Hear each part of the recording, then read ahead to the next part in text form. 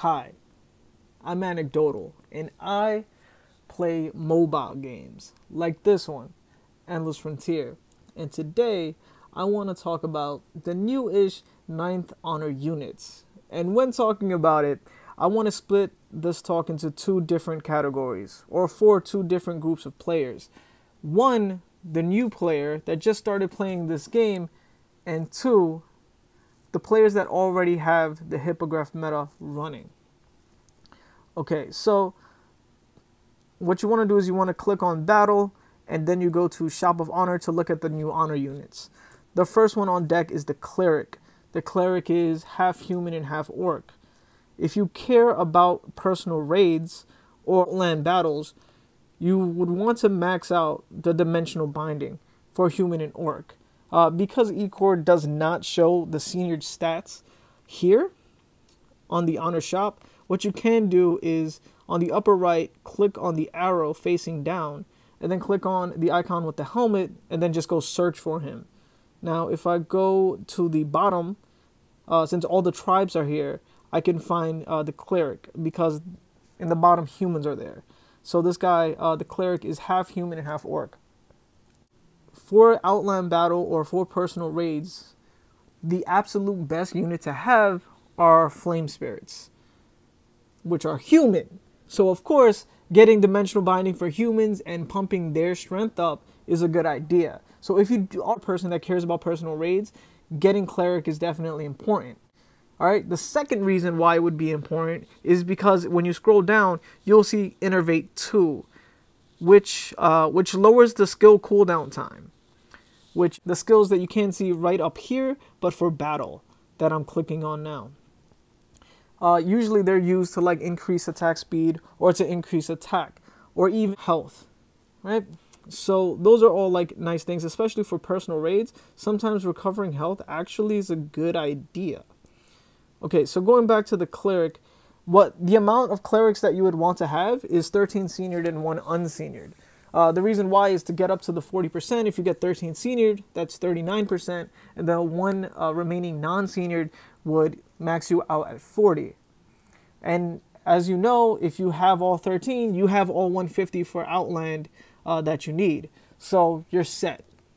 Now, if you're a new player, though, you probably could just skip out on getting the Cleric altogether. Other than his uses for Outland, he doesn't really matter. Okay, next up is the Elementalist. The Elementalist, oh, here he is. Okay, so the Elementalist, he's half elf and half human. So if you were a new player and you didn't care to get full Innervate 2, what you could have done is get maybe 8 Clerics and then 7 Elementalists.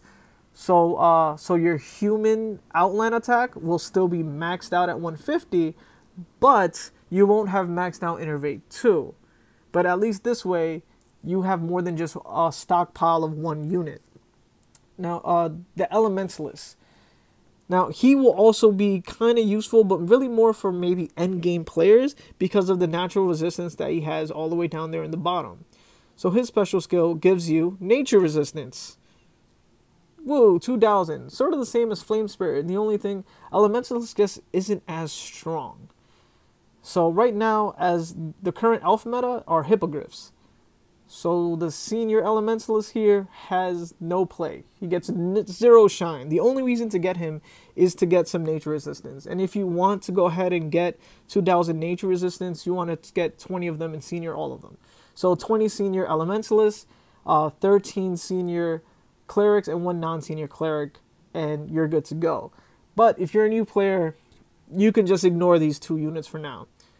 The next unit would be the Dark Elf. Let's see where he is. Bam, here he is. Or maybe she. Oh, there you go. She.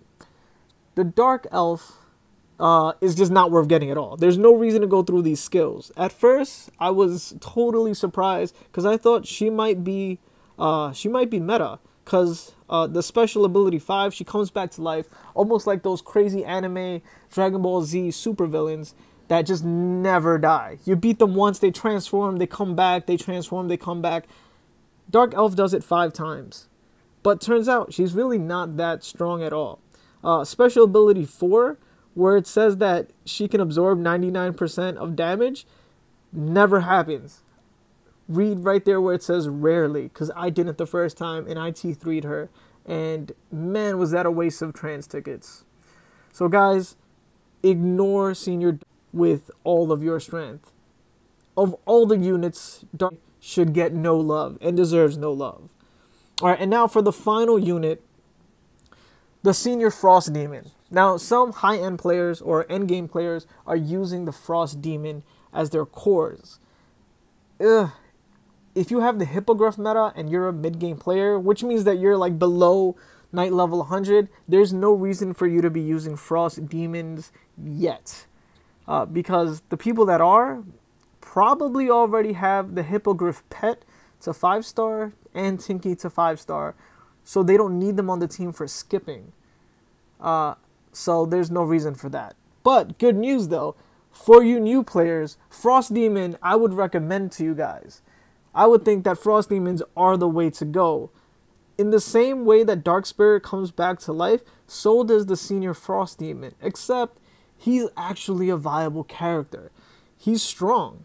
He knocks people out. And his final skill is to increase the effectiveness, or you can say the power, of the skills you use while running stages. If you don't already know, the explosion shaking heaven and earth would be the best skill to have, because it hits both bosses and non-bosses and affects both physical immunity characters and magical immunity characters, which is this one that I have up here. Right under the stages, this. Or when you look at change skills, the explosion shaking heaven and earth, this skill is the best skill to have, and it's only 100 gems. It might be a lot to try to keep rolling if you're a new player, but I think it's worth it. Alright, now back to looking at the Frost Demon. What makes him so good and why are people using him? Well, you can level push, and that's kind of putting it lightly. Because you're increasing the skills, and one seniored would get you up by 40 stages, that means that 3 seniored would get you up by 120 stages. That's one entire night level. And what you can do is core it, and you can just skill pass your way against bosses that you can't hurt. So the sword here shows that he's a physical damage dealer, which means that he won't be able to hit people that are immune to physical damage. But because he also increases your skills, you can skill past the physical immune bosses or characters. That's amazing. Also, he just comes back to life when he dies and gets stronger, so probably will be able to tank certain characters on your way up moving on stages. Alright, so to sum up, if you're a new player, you can pretty much just ignore the Cleric, Elementalist, and Dark Elf and just go for the Frost Demon. Get 11 of those, or just get 12 of those. Just cap your team with it, and know that they all give 40 stages. All right, and quick math: 40 times 12 is 480 stages. You will go up 4 levels, and if you're anywhere past that, yeah, you'll go up at least 4 to 5 levels, because you go up 40 stages for each senior person that you have. That's insane. Okay, and if you are a player that already has the Hippogriff meta, then you could pretty much just ignore anybody that's here. Maybe you can go ahead and get 13 seniored and 1 non-seniored of Cleric to get Innervate and to power up your humans when you use them for personal raids. And if you want to think about the future, you can go ahead and try to get 20 Elementalists to be seniored so that you have nature resistance in the future, and Dark Elf is just useless, completely useless. Well, if you like what you saw and you got some information out of this, feel free to like, comment, and subscribe below. I'll be back.